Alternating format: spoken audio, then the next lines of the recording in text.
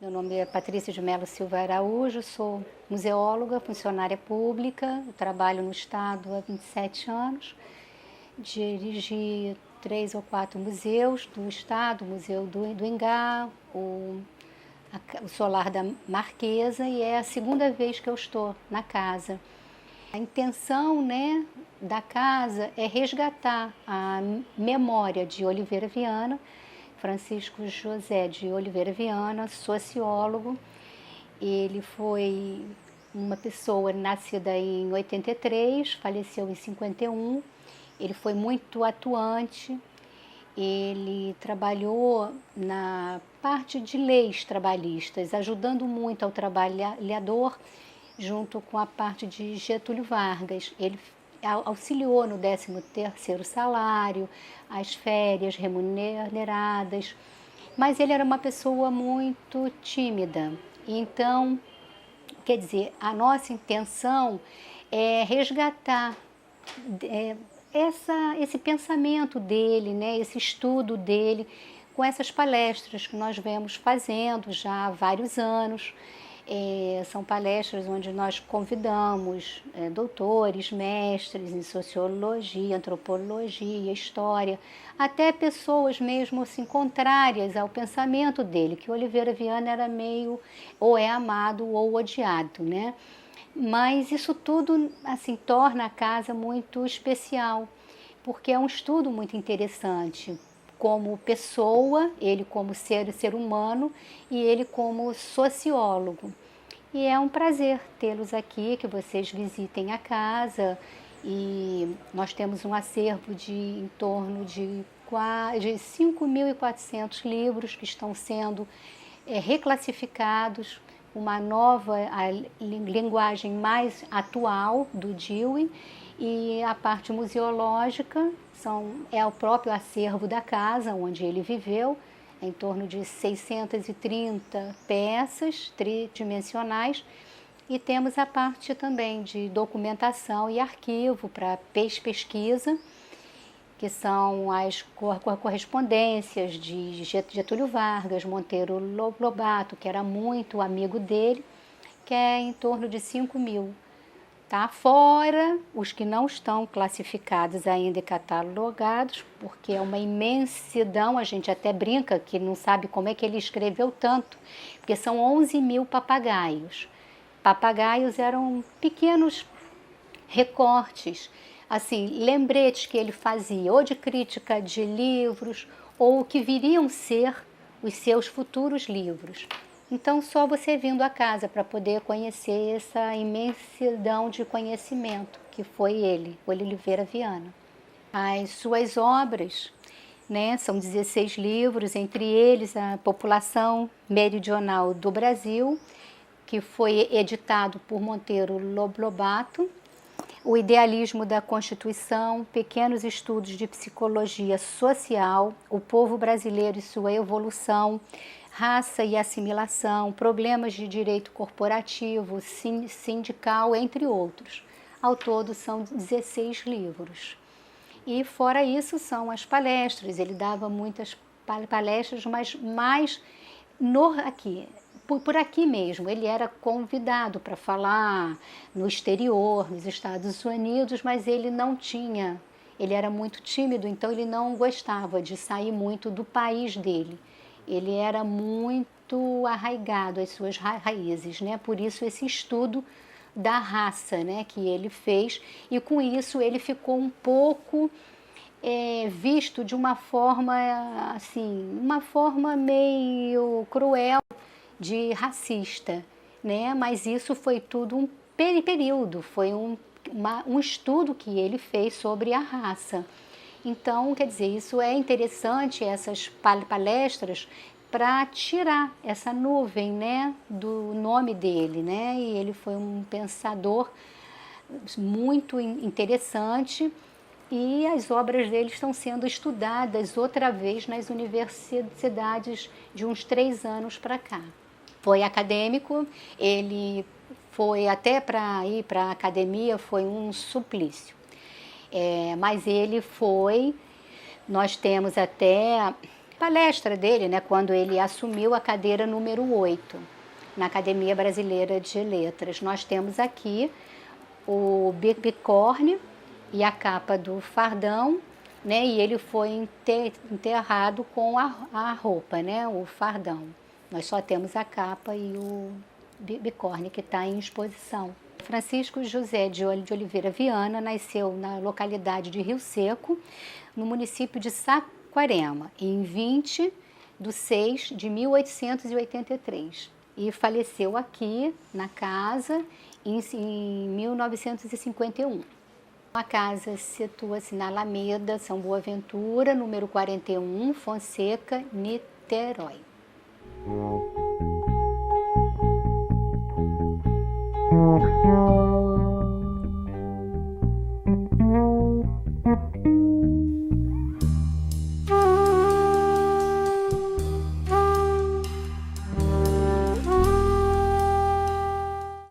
Começamos hoje o ciclo de palestras sobre pensamento social e político brasileiro na Casa de Oliveira Viana.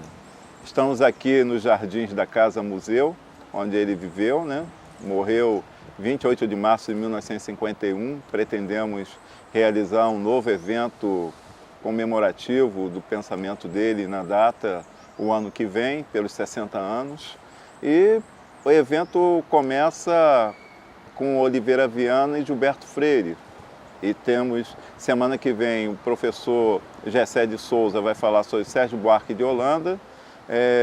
Após, na terceira semana, o professor Mércio Gomes sobre pensamento de Darcy Ribeiro. E, finalmente, encerrando o ciclo, o professor Sávio Teixeira.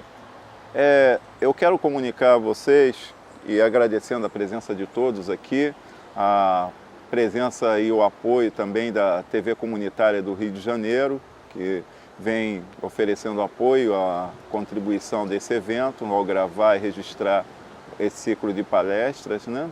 E pelo pedido do Instituto de Sociologia do Rio de Janeiro.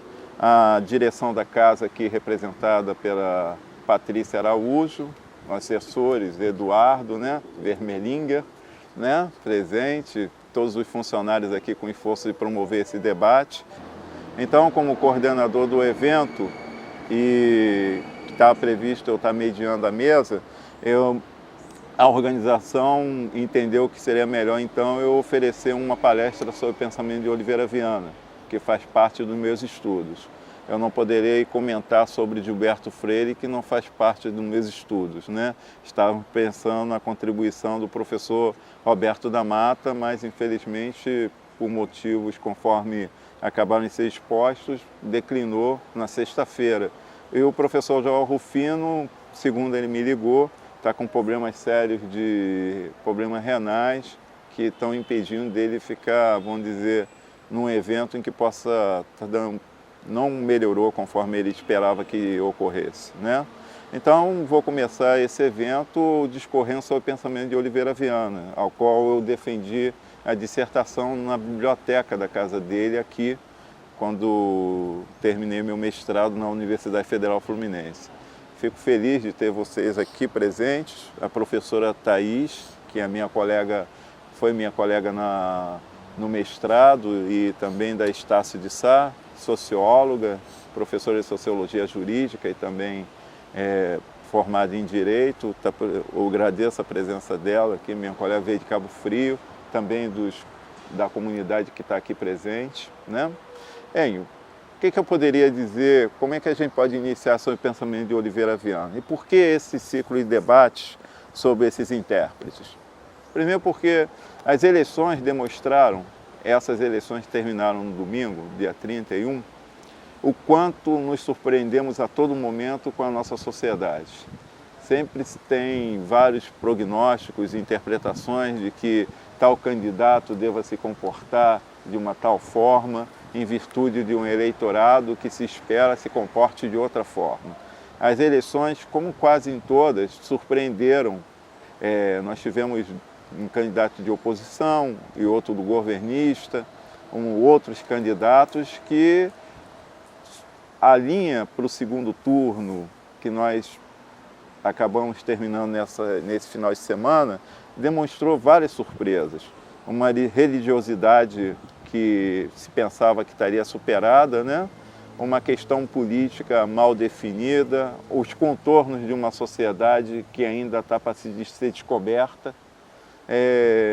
Não são palavras de meros pensadores, que não seriam poucas coisas, no meio acadêmico, de vários estudiosos como Oliveira Viana e os pensadores que estão nesse ciclo de debates, mas é que não há um perfil da nossa sociedade. Parece que a todo momento eleitoral nós estamos recriando a possibilidade de uma nova sociedade. O momento político que a gente viveu demonstra essa necessidade de se repensar a sociedade brasileira, que tem sido pensada e que estão distantes ainda do que seria essa sociedade. O que encarna essa sociedade? O que reflete isso? Como é que as nossas instituições refletem, de fato, estão distanciadas ou próximo delas? Como nós falamos no campo do direito, até que ponto o direito que está presente se aproxima da nossa sociedade? Ele foi construído pensando na nossa sociedade? As instituições políticas, os partidos políticos, a forma de representação, o processo eleitoral representa alguma coisa que se aproxime de uma possibilidade de transformação na nossa sociedade? Eu acho que essas questões estão pontuadas a todo momento. Os intérpretes que estão colocados nesse ciclo de debate vêm pensando, e Mangabeira Unger, ainda vivo, né, contribuindo ricamente com o pensamento, sobre a interpretação sobre o Brasil. Ele encerra o ciclo de debates com Sávio Teixeira. Todos eles tiveram matrizes diferentes sobre a interpretação do Brasil. E o nosso propósito é retomar esses estudos, fazer da Casa de Oliveira Viana um centro de referência, trazendo a universidade, também indo a ela. Temos um convênio com a Universidade Federal Fluminense, que está ativo, já foram feitas palestras na Faculdade de Direito, e a Casa tem servido de material de estudo para mestres e doutores na conclusão das suas obras, né? Oliveira Viana também tem sido um pensador que foi resgatado recentemente, da década de 90 para cá, do final da década de 90, alguns pensadores, professores da universidade, alguns escritores, resgataram a importância do Oliveira Viana. Resgataram por quê? Porque, segundo a palavra de Murilo de Carvalho, ele praticamente foi jogado aos infernos. Ele foi colocado de uma forma obscura, de uma forma marginal no pensamento brasileiro. Foi taxado de racista, de autoritário. Eu quero falar um pouco a respeito disso. E grande parte da obra dele ficou relegada ao esquecimento, a contribuição dele no processo de construção das nossas instituições não foi relembrado. Só recentemente alguns autores vêm resgatando esse papel. Oliveira Viana é um pensador que se destacou na década de 20, com uma obra que foi publicada pelo Monteiro Lobato, que tinha comprado uma editora em São Paulo, e foi a primeira editora brasileira. Monteiro Lobato fez questão de publicar Oliveira Viana. Oliveira Viana fazia parte de publicações da Revista do Brasil, que era editada por Monteiro Lobato. E aí publicou Populações Meridionais do Brasil em 1920 e se destacou na intelectualidade e na política brasileira. Getúlio Vargas, então, no Rio Grande do Sul, Juarez Távora e outros revolucionários da década de 30 liam avidamente Oliveira Viana. Utilizavam Oliveira Viana como uma espécie de roteiro de se repensar o Brasil. Eram homens de pensamento, um perfil positivista, e que nesse pensamento positivista de Getúlio Vargas e seus companheiros de luta, como nós temos Lindolfo Collor, que mais tarde veio ocupar o Ministério do Trabalho, temos vários outros pensadores também, e você tem uma época no Brasil em que o positivismo sociológico de Augusto Conte estava impregnado no pensamento da intelectualidade. Não só no Brasil, como na América Latina como um todo, do México à Argentina. E o Brasil não ficou fora desse contexto no campo do pensamento. E por que esse pensamento é importante? Esse pensamento é que construiu, foi basicamente o que promoveu a nossa República. A República, a Ordem e Progresso, vem desse dístico de Augusto Conte. E Oliveira Viana, eu poderia situar ele no pensamento, no campo positivista, ele acabou se encontrando com essa linha ao fazer uma interpretação da realidade brasileira, ao qual a sociologia de Augusto Conte e outros propugnava que para se pensar e fazer algum planejamento social e político, tinha que se levantar a realidade social. E Oliveira Viana se debruçou sobre isso e utilizou estudos sociológicos originais na sua obra. Ainda tem um outro momento que os intelectuais de 20 para 30 até os 40 pensavam em retirar o Brasil da periferia das sociedades industriais, do capitalismo em vigor, colocando o Brasil numa situação de progresso, e pensavam em que o processo de dar uma dimensão mais avançada à nossa sociedade passaria por um problema também de natureza racial, que era utilizado como um termo naquela época. Quer dizer, haveria algumas propostas de, vamos dizer, miscigenação, outros de incorporação das sociedades racialmente, segundo se colocava, marginalizadas no centro do progresso. Oliveira Viana, como todos os outros, ficou no centro desse debate e acabou sendo marcado por ele. Não foi o único, fazia parte de um contexto histórico em que todos pensavam num progresso que envolvia a mudança do ponto de vista racial. Nós caímos depois na Segunda Guerra Mundial, em que isso se tornou mais intenso ainda. É claro que essa corrente, os franceses alimentaram um pensamento racista desde o início do século XX, e nós tivemos o que tivemos na Segunda Guerra Mundial, e hoje o Brasil e várias nações começam a resgatar e repensar essa questão, né? Inclusive retirando a questão racial de um vocabulário, que é uma discriminação em si, né? Substituindo por outras questões como etnias e outros fatores, e retirando a marca de raça nos estudos sobre a questão social. Oliveira Viana ficou marcado por isso. Mas não é esse aspecto que eu quero destacar da obra dele. Não foi o aspecto que eu me debrucei nos meus estudos. Talvez o professor Joel Rufino poderia, nesse momento, estar dando uma contribuição relevante nessa linha. Não foi a que eu abordei.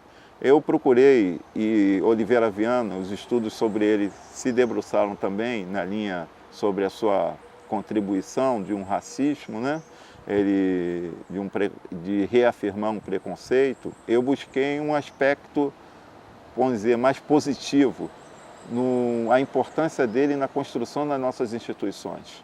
E eu verifiquei, ao buscar a minha tese nessa casa, que, ao contrário do que se dizia sobre ele, vi vários pareceres em que ele demonstrava preocupação com os trabalhadores, em que ele entrou no campo da Justiça do Trabalho, no Ministério do Trabalho, no sentido de trazer os trabalhadores como atores constituintes de um direito, não só do ponto de vista formal, mas do ponto de vista da sua vida, das suas normas costumeiras.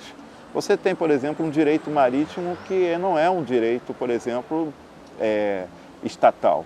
É um direito costumeiro que vem além das fronteiras. Você tem regras no campo da, por exemplo, a Thaís, que vem de Cabo Frio. Você tem normas que você tem, por exemplo, nos trabalhadores que trabalhavam aquelas exploração do sal. Então você tem uma série de culturas no campo trabalhista que refletem também um tão deslocadas das relações costumeiras da nossa sociedade. Oliveira Viana se debruçou sobre isso. Ele buscou isso como fonte para construir uma legislação social. Para ter isso como fonte, era importante institucionalizar isso. A institucionalidade disso se deu através de uma legislação sindical em que trabalhadores e empresários teriam poderes paritários, teriam as mesmas condições de poder. O Estado interviria no sentido em que essas decisões dos seus dissídios e de suas normas, a Convenção Coletiva do Trabalho, houvesse conflitos em que as duas partes não se entendessem. O Estado entraria como um mediador e última instância. Ora, essa construção sindical ao qual ele participou, que ele deu nome a um direito corporativista no Brasil, também motivou outras marcas, pela qual ele ficou negativamente firmado na nossa intelectualidade e na política. Porque é como se a nossa CLT fosse cópia pura e simples da legislação Mussolini, do fascismo Mussolini, como se a nossa legislação trabalhista tivesse como fonte todo o processo fascista na Europa.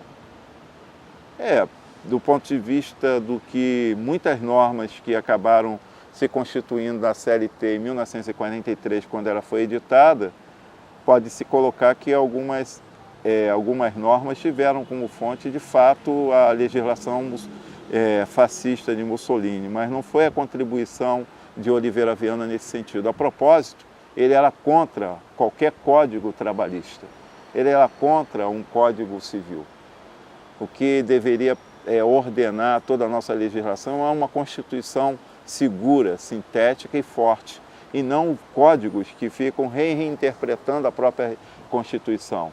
Ele considerava que os códigos, do ponto de vista legal, engessavam a nossa sociedade. Porque você tinha, por exemplo, a crítica que ele vai fazer a uma república ideal. Na sua obra, tem uma obra na década de 20 que ele critica o modelo da Constituição de 1891, que foi a primeira da República, em que vai dizer o quê? O nosso Zé Augusto, também quero registrar aqui, meu colega de mestrado, também professor, pensador também na área que eu estou aqui me colocando à parte, talvez a contribuição no debate seria importante, o professor Zé Augusto, né? Está aqui presente. Bem, ele é o idealismo da Constituição, porque nós temos uma Constituição de 1891 que foi praticamente copiada dos Estados Unidos. O modelo vigente era de unidades federativas em que o único papel da União seria de proteger as fronteiras. A justiça, o processo eleitoral, todo o processo político e social ficava embutido dentro da unidade federativa.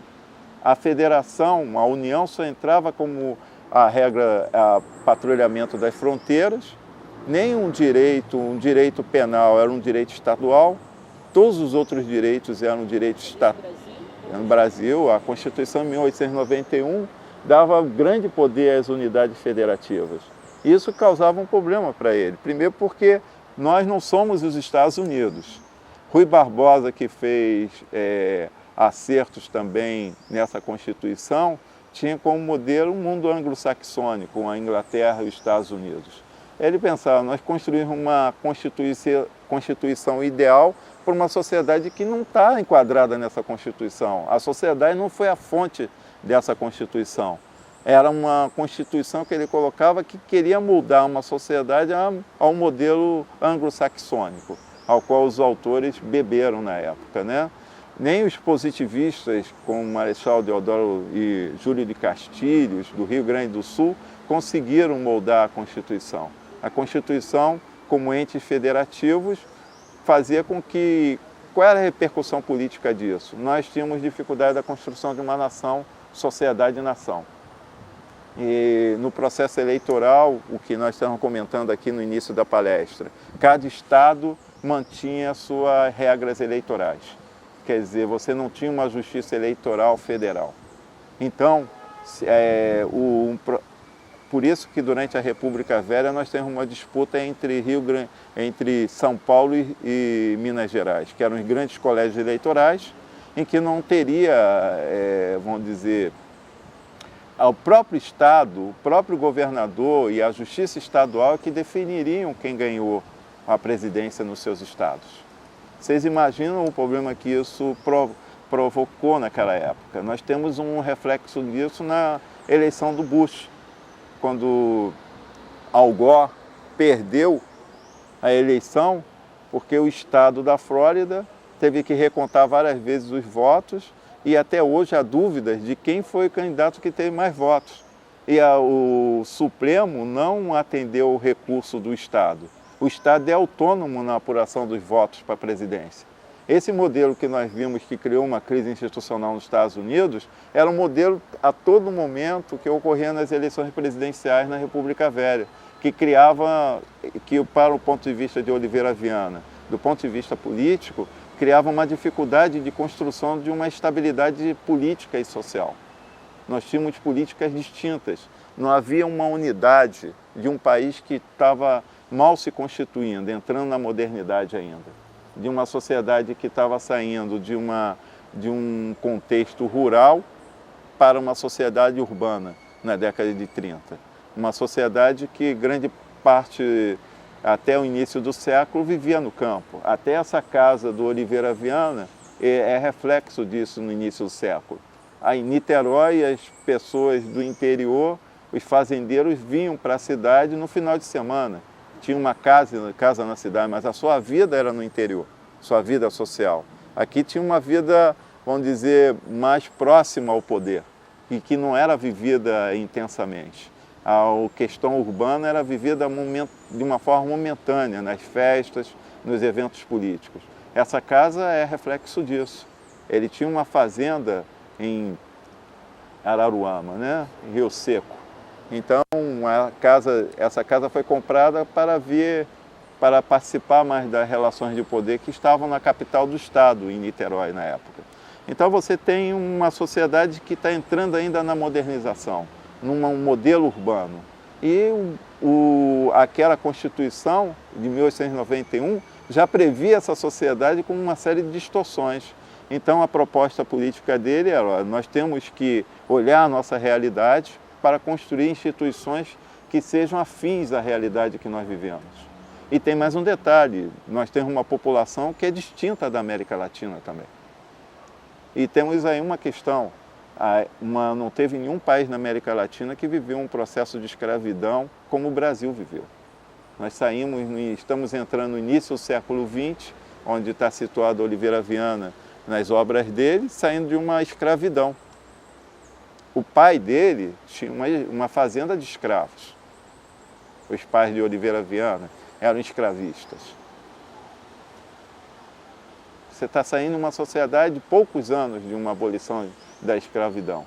E que a abolição do ponto de vista formal, né? Até hoje, o Ministério do Trabalho e da Justiça do Trabalho, o Ministério Público encontra focos de escravidão do trabalho no interior do Brasil, até aqui próximo, Cabo Frio, Araruama. Então, qual era o modelo que ele pensava? Primeiro, como é que seria a mudança? Trazer os setores do trabalho para o centro da discussão, trazer os sindicatos, mas de uma forma organizada, através dos sindicatos. Qual foi a crítica que ele sofreu? Inicialmente da Igreja Católica, e de uma forma contraditória, que ele era fervoroso católico, Alceu Amoroso Lima, na época era o expoente do catolicismo, depois da morte de Jackson e Figueiredo, da parte mais conservadora, Jackson e Figueiredo, criticou o modelo de sindicalismo dele, que impedia que, vamos dizer, que linhas ideológicas pudessem ocupar os sindicatos. A Igreja Católica, naquele tempo, no início dos 30, tinha interesse que os sindicatos fizessem parte da sua base do pensamento, da sua atuação política. Oliveira Viana rechaçou isso. Não só isso, como também o comunismo, que estava com grande força. Ele entendia, os liberais também pensavam que até as linhas, vamos dizer, autoritárias, um pensamento autoritário pensava que o sindicato deveria ser parte, órgão do Estado, como é o modelo fascista de Mussolini, que quem indicava todos os funcionários do sindicato eram empregados do Estado. O sindicato era órgão estatal, no modelo Mussolini, do fascismo. Ora, ele buscou um modelo que entendia que o sindicato deveria ser uma unidade de luta econômica, em que nenhuma linha ideológica e política deveria ser a base do sindicato. O sindicato deveria ser pluralista, apesar de ter uma base territorial fixa, mas em que todas as questões políticas e sociais tivessem dentro do sindicato discussão, mas de forma que não para o crescimento econômico da categoria profissional. Olha, se a gente está pensando na década de 30, a gente está pensando ainda como é que isso hoje que se tornou, vamos dizer, tão corriqueiro, uma carteira assinada, a necessidade de uma legislação trabalhista. Hoje, quando nós pensamos em férias, em direito da mulher à gravidez, por uma licença gestante, toda essa legislação que nós temos ainda, o Ministério da Previdência Social, o Fundo de Garantia, uma série de instituições de proteção ao trabalhador, nós estamos saindo de uma época em que o trabalhador entrava na fábrica e tinha uma jornada de trabalho de 14 a 16 horas. Nós estamos dentro de uma época em que estamos brigando por uma jornada de trabalho de 8 horas. E nos Estados Unidos, teve rebeliões e greves para conquistar essa jornada. E a gente está falando dos Estados Unidos, que está na Revolução Industrial no século XIX. Nós estamos falando de um contexto em que a população masculina nas fábricas não passam de 30%. A população na fábrica era de trabalhadores, de mulheres e crianças de menores de idade, insalubres, sem condições. Você recebia por jornada diária de trabalho. Se você não fosse trabalhar e recebia no final da jornada pelo dia do trabalho, você não recebia por mês, não tinha um salário mensal. Se você não viesse trabalhar, no dia seguinte tinha outro cara no seu lugar. E não havia nenhum. O nosso direito, o direito civil que legislava isso, estabelecia que as partes eram livres na negociação. O Estado não deveria intervir. O contrato era definido entre as partes. Se uma das partes não cumprisse o contrato, que se recorria à justiça civil, que era cara, que se pagava, que envolvia custos, que não era gratuita. Ora, e rompido o contrato, não havia também nenhuma fiscalização, era esse contrato que regia a relação do trabalhador e empresário. Então, quando a Revolução de 30, o Getúlio Vargas e Oliveira Viana, Lindolfo Collor, Salgado Filho, né? Vários outros, temos no campo da educação o Gustavo Capanema, havia necessidade de dar um arcabouço político-institucional a essa classe social que são os trabalhadores e também regular o papel dos empresários, que ocupavam a política brasileira com todo o seu poder, e nós tivemos isso ainda hoje na nossa política, né?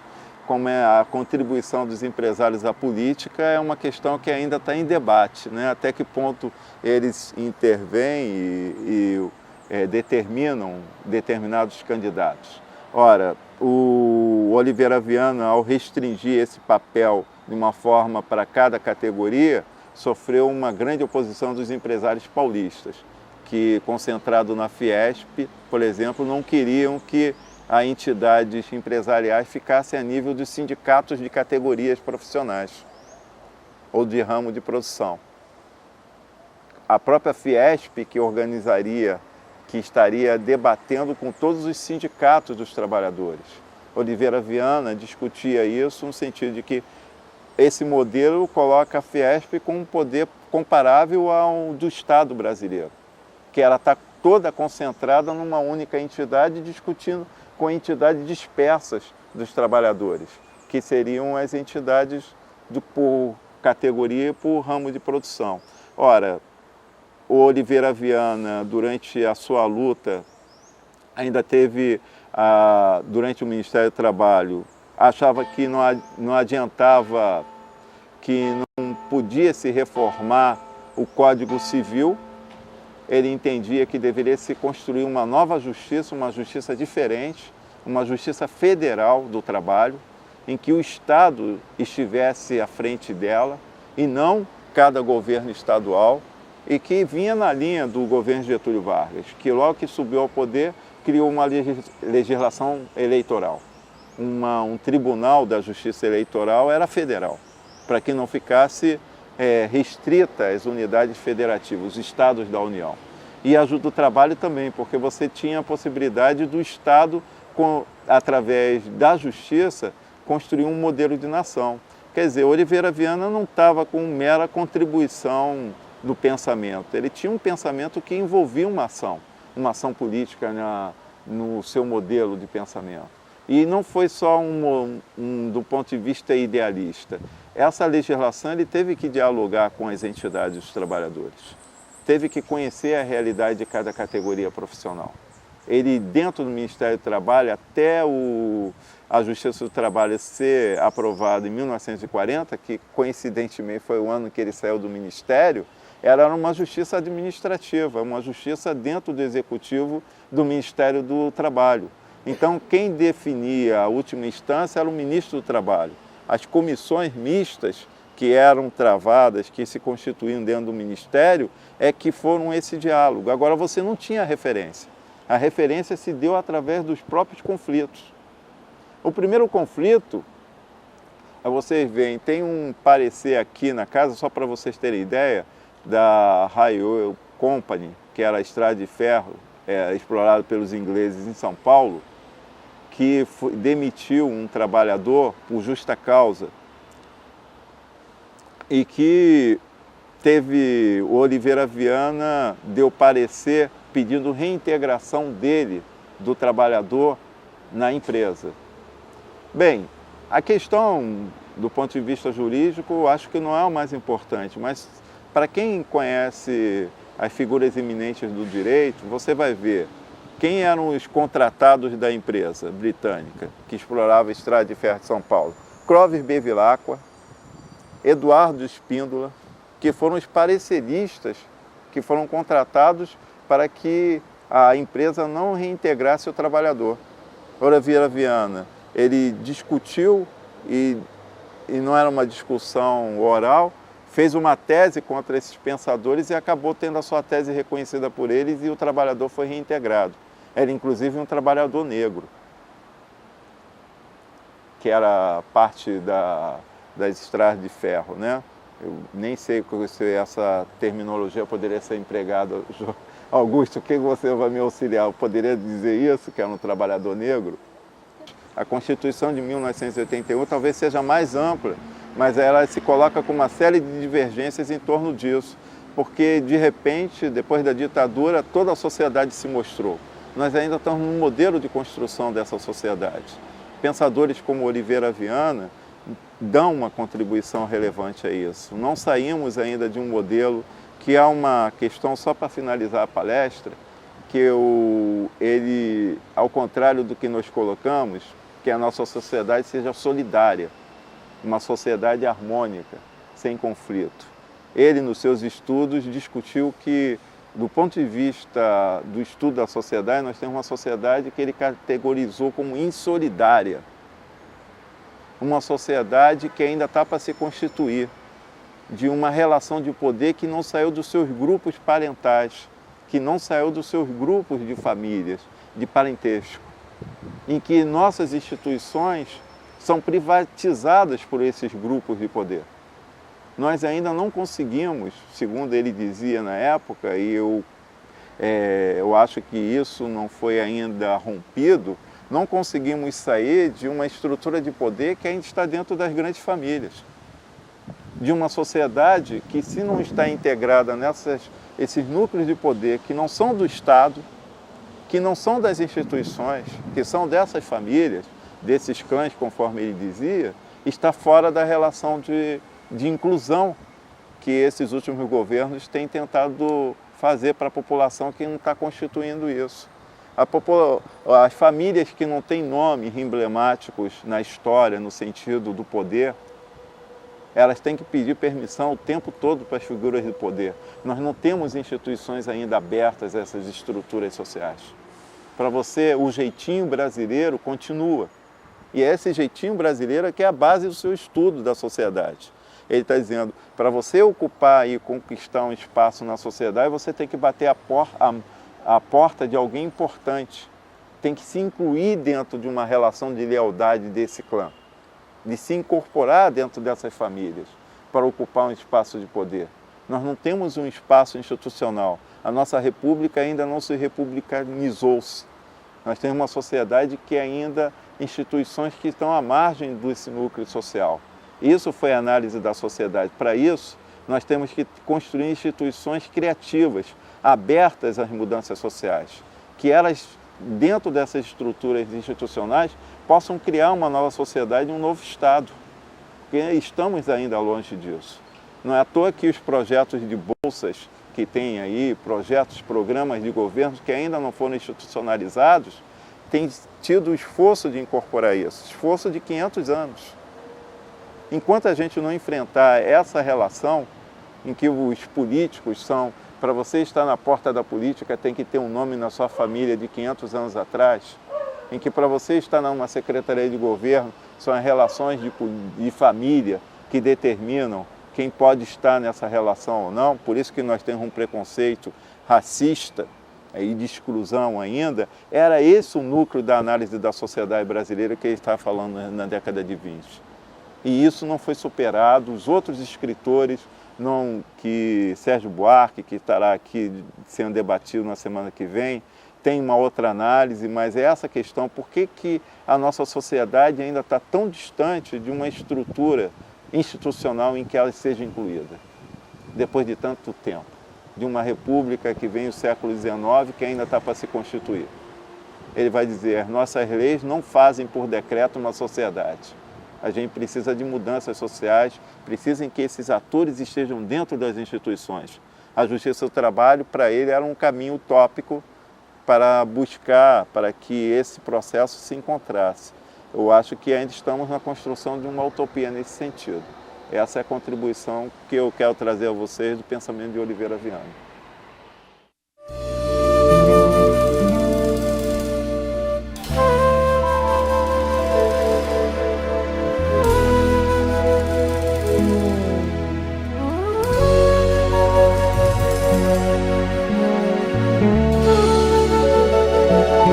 Thank you.